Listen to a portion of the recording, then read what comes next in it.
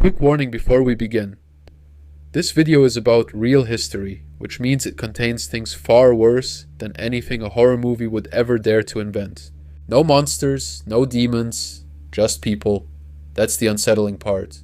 Because we love telling ourselves a comforting little story, that the worst humans who ever lived were born wrong, broken from the start, something other than us. It's a nice idea, because if monsters are simply born, then the rest of us are safe. So today we're actually going to test that idea. 7 of the most monstrous people in history, and we're not going to start with the crimes.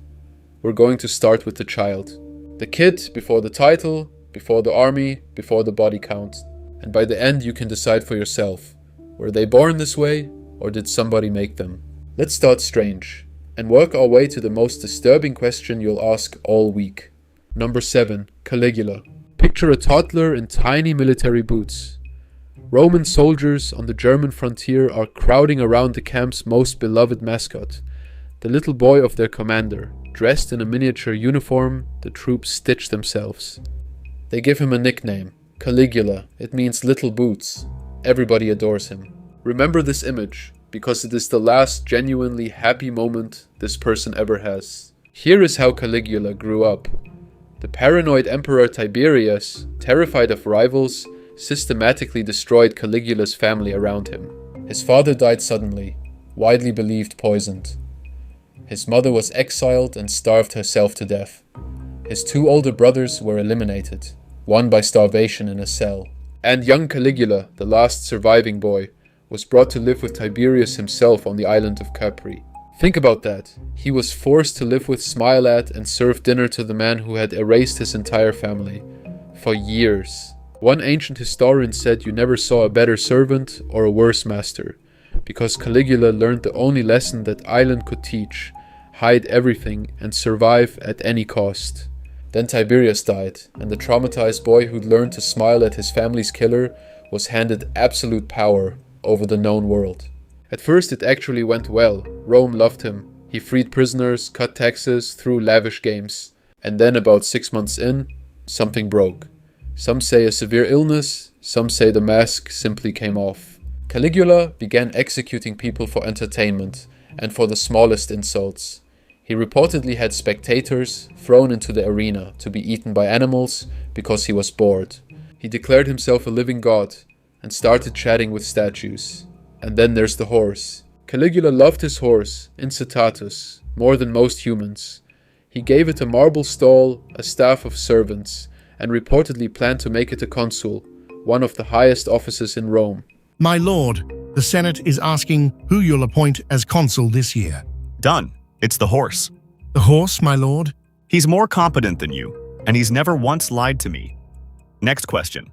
Now historians think the horse thing was less madness and more a deliberate insult, Caligula's way of telling the Senate that a literal animal could do their jobs. Which honestly might be worse. He was eventually stabbed 30 times by his own guard, who had finally had enough. Born evil or made? Hold that thought, because this is the easy case. Number 6 is where it gets uncomfortable. Number 6, Elizabeth Bathory. Because here's the problem with the broken childhood theory. Elizabeth Bathory didn't have one. She was born in 1560 into one of the richest, most powerful noble families in Hungary. She had private tutors. She could read and write in 4 languages at a time when most kings could barely manage one. She had everything. The only shadows in her childhood were the things a noble kid on a 16th century estate simply grew up watching. Brutal public punishments of peasants carried out as casual entertainment.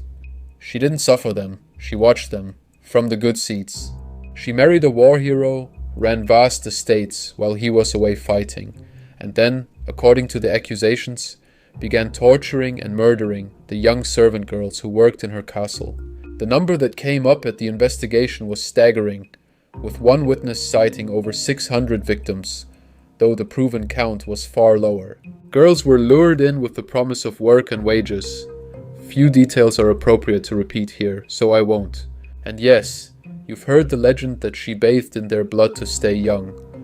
That part, the historians are fairly sure, was invented later. Which is a strange sentence to type because it means somebody looked at this case and thought it needed to be more dramatic. She was so powerful that they couldn't simply execute her, so they walled her into a set of rooms in her own castle, with slots left only for food and air, and she lived bricked into the dark for years until she died. A noble woman who had every advantage a human can be given, and used them for this. So much for the broken childhood. Keep that contradiction in your pocket. We'll need it at the end. Number 5. Vlad the Impaler. In the year 1442, 2 boys are handed over to the Ottoman Empire as human collateral. Their father, a struggling ruler caught between 2 superpowers, gives up his sons to prove his loyalty. The younger brother Radu adapts. He's charming, he fits in, he eventually converts and becomes a beloved member of the Ottoman court. The older brother does not adapt. The older brother sits in that captivity and goes cold. His name was Vlad, and during those hostage years, surrounded by a court that could execute him on a whim, he very likely witnessed impalement, a slow, deliberate method of execution used on the empire's enemies. Whether he learned the technique there or not, he learned something more important: that fear is a tool, and that the world had taken his childhood and his family and given him nothing back. Because while he was a prisoner, it got worse. Back home, local nobles, the boyars, turned on his family. His father was killed. His older brother was, by most accounts, blinded with hot iron and buried alive. So when Vlad finally clawed his way to the throne of Wallachia, he was not a man interested in forgiveness. He invited the boyars he suspected to a feast and dealt with them. He became legendary for impaling his enemies in vast numbers, leaving fields of them as a warning. The most famous story, an invading Ottoman army, his own brother's adopted people, marched towards his capital and found the road lined with thousands of impaled bodies, a forest of the dead, stretching into the distance.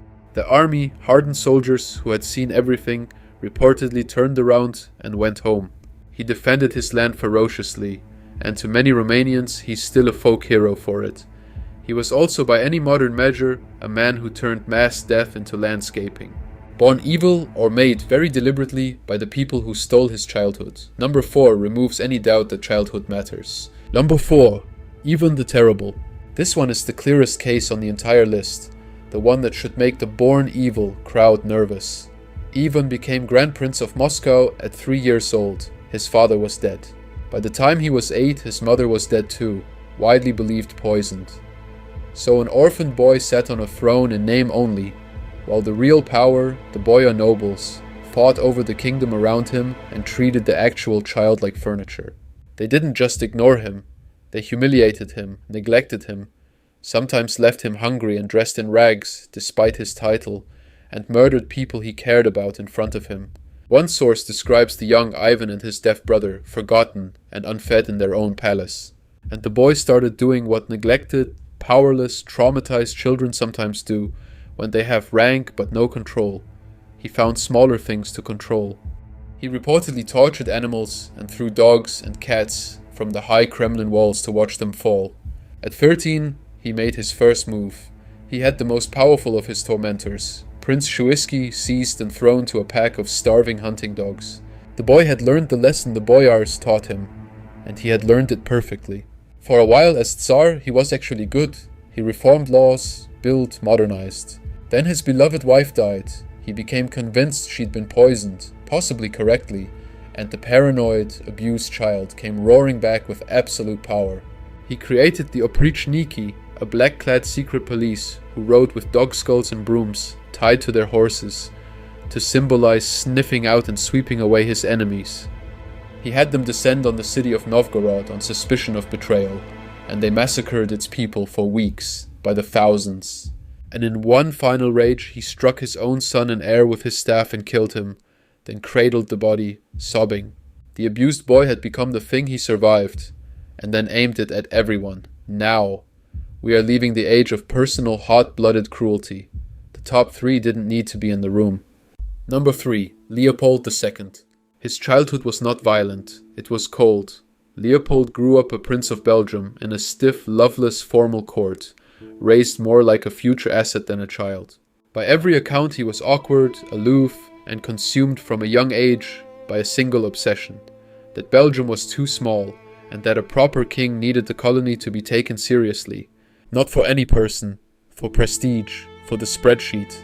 And this is the coldest entry on the list precisely because there's no rage in it. Leopold never set foot in the Congo. He never saw a single thing he caused. He acquired a chunk of Central Africa roughly 70 times the size of Belgium as his personal private property. Not even his country's, his, and he marketed the whole thing to the world as a noble humanitarian mission to end slavery and bring civilization. So, to be clear, we're calling it the Congo Free State. Yes, free. People love the word free. And the official mission is Humanitarian, anti-slavery, bringing light to the dark continent. Put a little dove on the flag. And the actual mission? Rubber. As much rubber as the human body can be forced to produce. What followed was one of the great atrocities in human history, run as a business. To force quotas of wild rubber, his agents took villages hostage, and soldiers were ordered to prove they hadn't wasted bullets by bringing back a severed human hand for each shot fired. Hands became a currency, including, horrifically, the hands of children. The population of the Congo collapsed by an estimated 10 million people over his reign. 10 million. Managed from a desk by a man who described it in the language of profit, and who, when the truth finally leaked out, burned the evidence.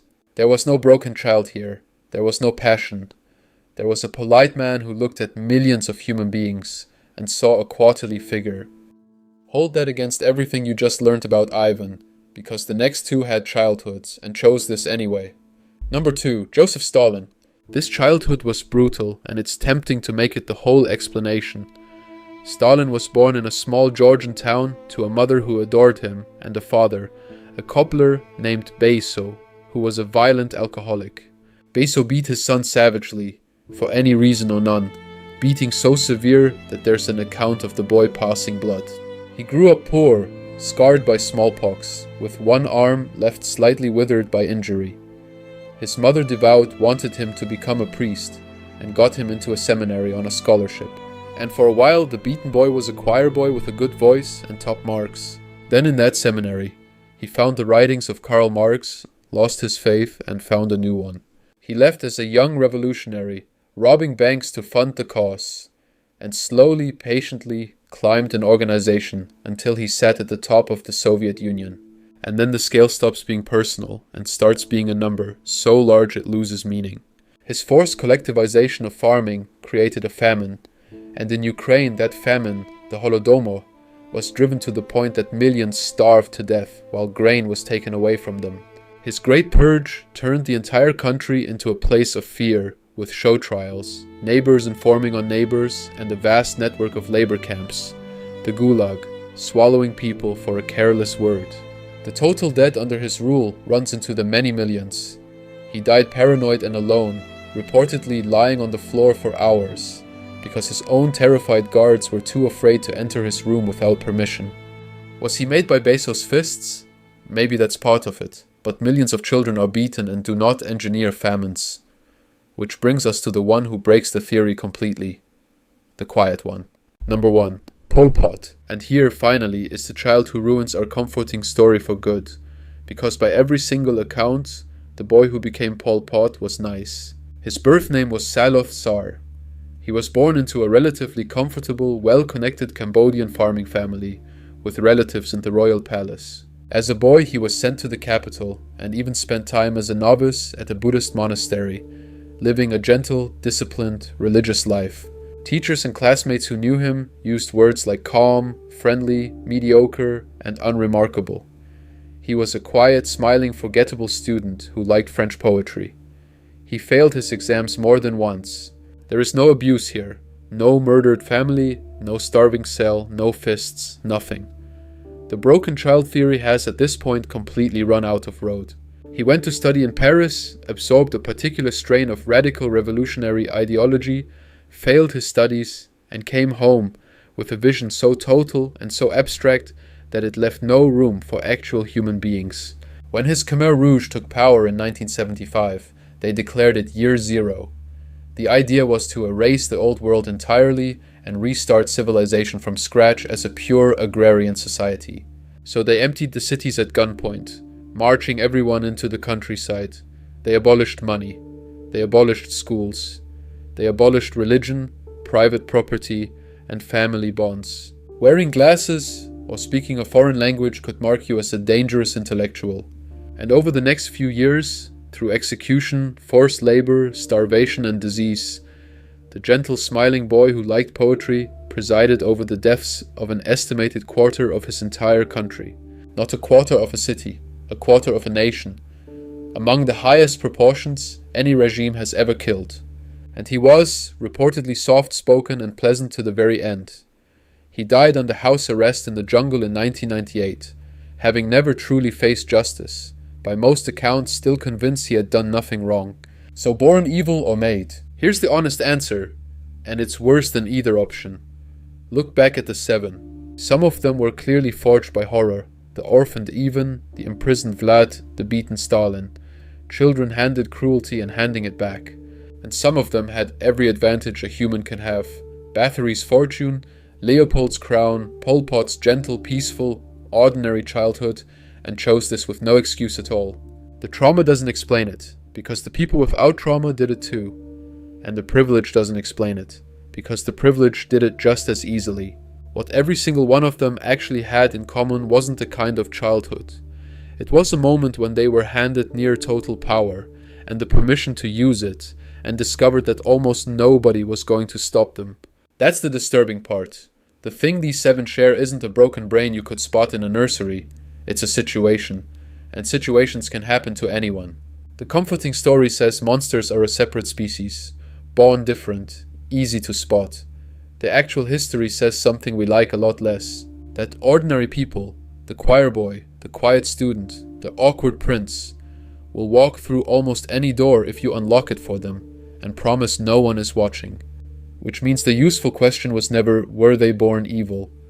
It's what would I do with that much power and no one to say no? There were dozens more who didn't fit in this video, and some of their childhoods are even stranger. If you want a part 2, you know what to do. Subscribe, be suspicious of anyone who tells you some people are just born bad, and I'll see you in the next one.